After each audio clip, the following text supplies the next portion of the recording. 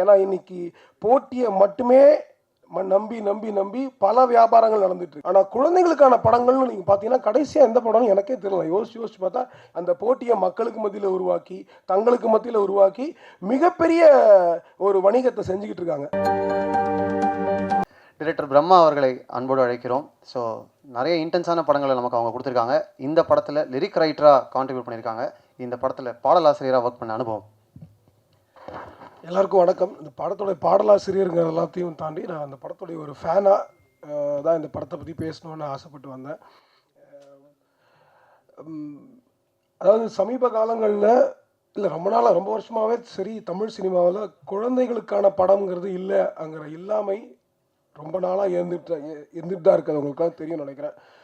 என் பசங்களை நான் இன்றைக்கி ஸ்கூல்லேருந்து எங்கேயோ வந்துட்டு கொஞ்சம் வெளியில் எங்கேயாவது கூப்பிட்டு போகணுன்னு போய் தேட்டருக்கு கூப்பிட்டு போனோம் அப்படின்னா நான் வந்து பசங்க விரும்பக்கூடிய படங்கள்னு எடுத்துகிட்டு போய் காட்ட ஆரம்பித்தோம்னா அது வன்முறையான படமாக மட்டும்தான் இருக்குது. படத்தோட பேரெல்லாம் சொல்ல முடிய மாட்டேங்குது. ஏன்னா நம்மளும் இந்த இதே துறையில் இயங்க வேண்டியிருக்கு. இந்த துறையில் இயங்கிக்கிட்டே இருக்கான அடுத்த கட்ட வேலைகளை செய்ய வேண்டியிருக்குங்கிறதுனால.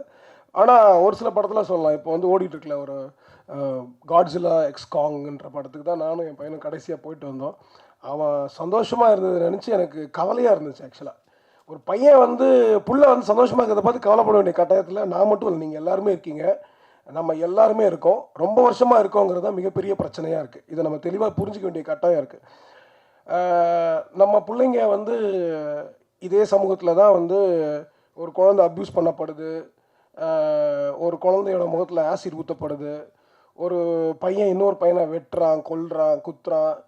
அவ்வளோ தூரம் கூட போக வேண்டிய அவசியம் இல்லை. சாதாரணமாக ஒரு பையன் முன்னாடி உட்காந்துருக்கிற பையன் உட்காரதுக்கு முன்னாடி அவன் சேரை இழுத்து விடுற குறைஞ்சபட்ச வன்முறையுமே கூட நம்ம எல்லாருக்கிட்டையும் இயங்கிக்கிட்டு தான் இருக்குது. இதெல்லாம் நடந்துக்கிட்டு தான் இருக்குது. இதையெல்லாம் நம்ம பார்த்தும் பார்க்காமலும் கண்டும் காணாமலும் ஒரு ஒரு அவமானப்பட்ட வாழ்க்கை தான் வாழ்ந்துட்டு இருக்கோம்.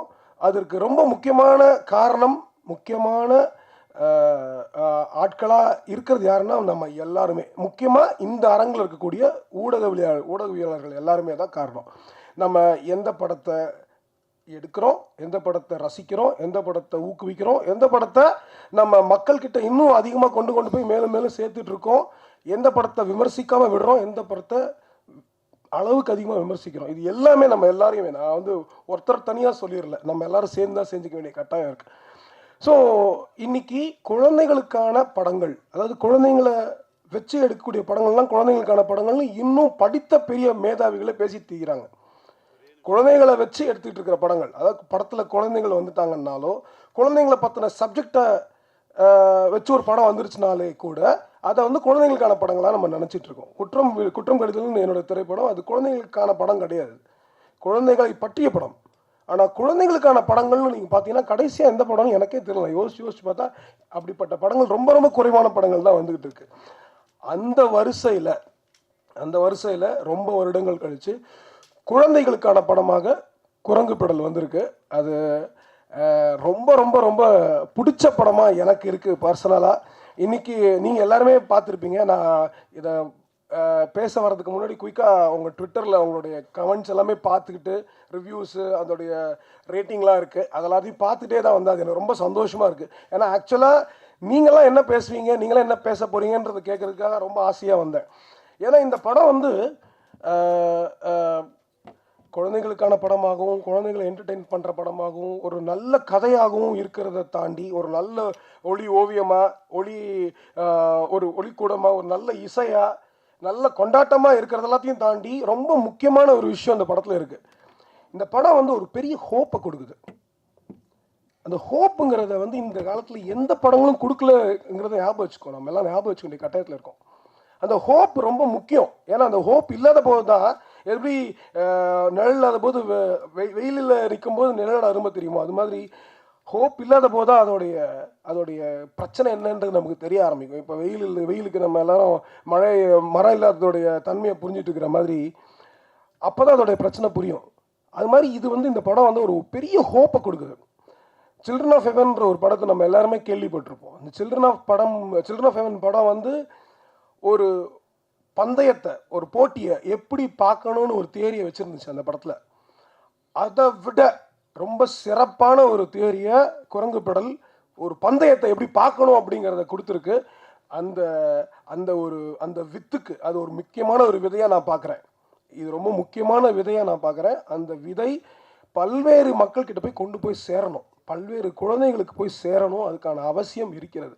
ஏன்னா இன்னைக்கு போட்டியை மட்டுமே நம்பி நம்பி நம்பி பல வியாபாரங்கள் நடந்துட்டு இருக்கு.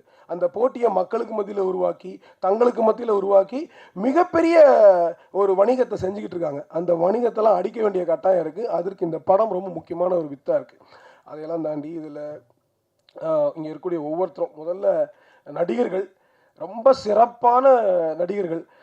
அந்த குழந்தைகளை வந்து அந்த குழந்தைகளாகவே வச்சிருந்து அவங்ககிட்டேருந்து வெளியில் கொண்டு வந்ததுக்கு நந்தகுமாருக்கும் இயக்குனருக்கும் நன்றி சொல்லிக்கணும். ரொம்ப சிறப்பான ஒரு நடிப்பை வெளிப்படுத்தியிருக்கீங்க. முக்கியமாக நான் ரொம்ப ரசித்தது வந்து எல்லாருமே ரசித்தேன். அதில் எனக்கு ரொம்ப ஃபேவரட் வந்து யாருன்னா நீதிமாணிக்கம் சார் தான். ஏன்னா அந்த ஒரு சினிமாவிலலாம் வந்து இப்போ இந்த பெரிய பெரிய சினிமாக்கள்லாம் வில்லன்கள் வந்து அப்படியே சிகரெட் அப்படியே பற்ற வச்சுட்டு திரிவானுங்க. அது மாதிரி ஒரு ஐஸ்கிரீமை பற்ற வச்சுட்டு அப்படியே ஸ்டைலாக சுற்றிட்டு இருப்பார்.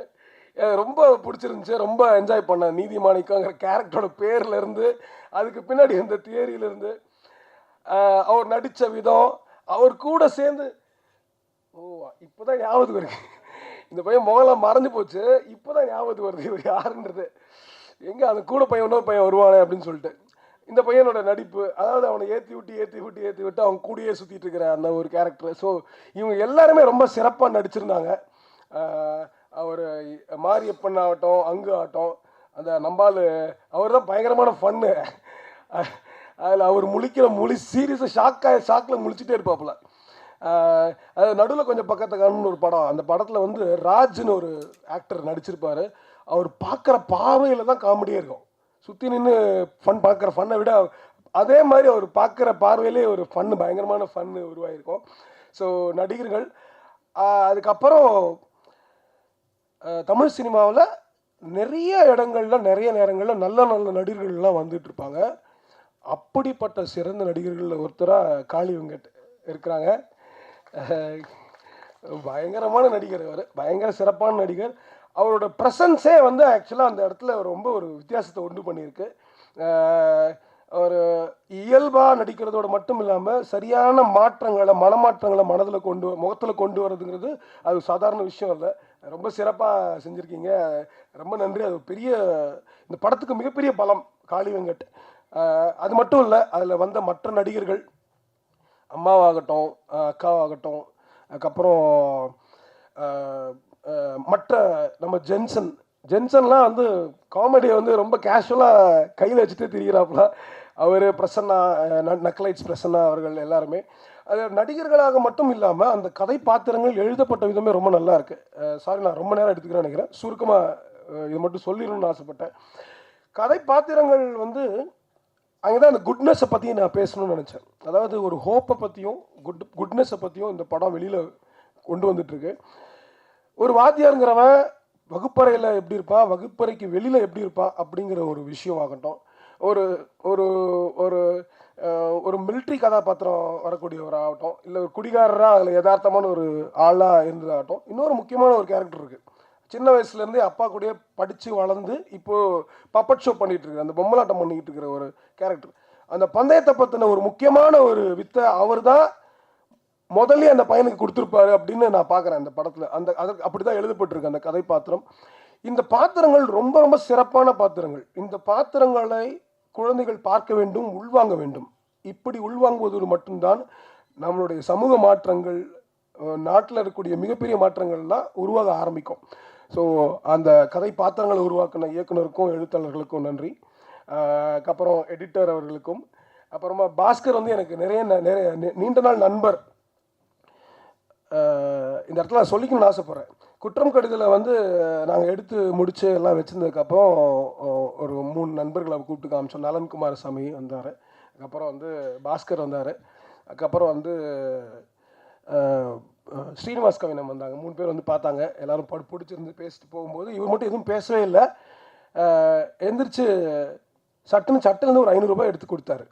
உங்களுக்கு இந்த படத்துக்கு நிறைய காசு கிடைக்கும், ஆனால் இந்த கொடுக்குற முதல் காசு இதுதான் அப்படின்னு சொல்லி அதாவது ஒரு படத்தை எப்படி விரும்புகிறாங்க, அந்த மனம் என்னவா இருக்குது அப்படிங்கிறதுக்கு எங்களுக்கு முதல்ல கிடைச்ச அந்த உற்சாகம். அதுக்கப்புறமா நிறைய அவார்டு வந்துச்சு, படம் வந்துச்சு, ஏதோ வந்துச்சு. ஆனால் எங்களுக்கு கொடுத்த முதல் ரெக்கக்னிஷன் வந்து எங்கள் பாஸ்கர் தான் ஒளிப்பதிவாளர். அந்த அன்பை தான் நாங்கள் எப்படி ஈடு கட்ட போகிறோம்னே தெரியல. அதுக்கு தான் இன்னும் தவிச்சிட்டே இருக்கோம். மிகப்பெரிய ஒரு ஒரு ஒரு ஒரு படத்தோட விரும்பிங்கிறது மட்டும் இல்லாமல் ஒளிப்பதிவை நீங்கள் மிக சிறப்பாக பண்ணியிருக்காரு. ரொம்ப திருப்தியான ஒரு ஒளிப்பதிவாக இந்த படத்தில் இருக்குது. யங்கர் ஜென்ரேஷன் ரொம்ப என்ஜாய் பண்ணுறாங்க. நான் நிறைய இன்றைக்கி பசங்களை பார்க்க வேண்டிய வாய்ப்பு இருந்துச்சு. குரங்குப்படத்தில் ட்ரெய்லர் காமிச்சேன். நிறைய சின்ன பசங்க சினிமாட்டோகிராஃபி நல்லா இருக்குன்னு சொன்னாங்க, சின்ன பசங்க. ஸோ உங்கள் எல்லாருக்கும் வாழ்த்துக்கள். அப்புறம் நண்பர் ஜிப்ரான் அவர்கள், ஜிப்ரானுக்கு வந்து எப்படி நன்றி சொல்கிறதுன்னு தெரியலை. ப்ளஸ் இது வெரி ப்ளசண்ட்டான ஒரு அனுபவமாக இருக்குது.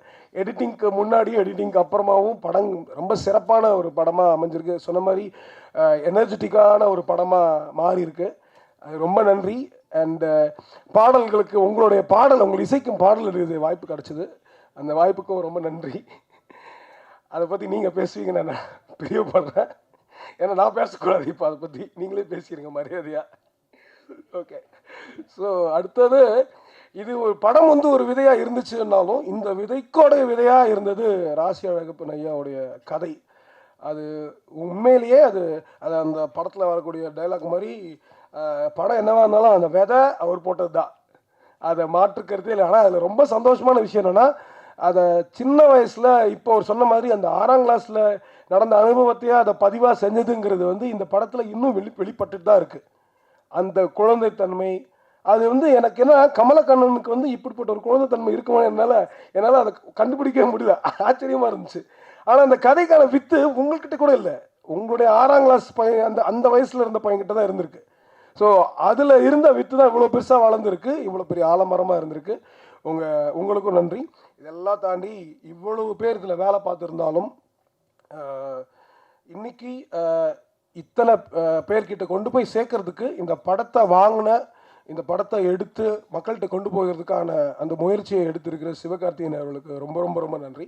ஏன்னா இந்த குட்னஸை அவர் ஒரு இடத்துல இருந்து அதை புரிஞ்சுக்கிட்டு அதை வெளியில் கொண்டு வந்துடணும்னு நினச்சிருக்காரு, அந்த ஹோப்பை வெளிப்படுத்தணும்னு நினச்சிருக்காரு. Hats off to him. Thank you so much. அனைவருக்கும் நன்றி.